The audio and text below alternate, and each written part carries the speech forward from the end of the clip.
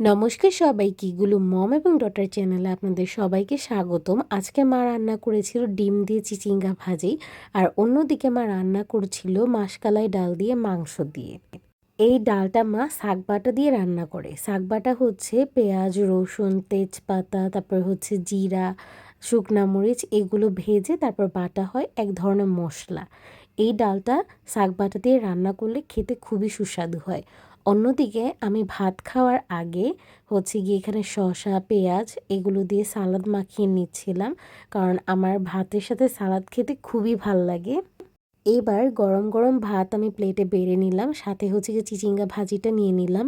এই ডিম দিয়ে চিচিঙ্গা ভাজিটা আমার খুবই পছন্দ, এবং সাথে সালাদ হলে তো কথাই নেই।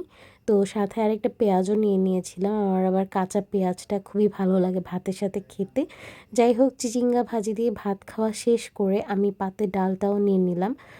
এইভাবে আপনারা ডাল রান্না করে বাড়িতে খেয়ে দেখবেন, খুবই সুস্বাদু হয়। মাঝের মধ্যে মা এরকম মাসকালাইয়ের ডাল হচ্ছে গিয়ে মাছের মাথা কিংবা বড় মাছ দিয়েও রান্না করে।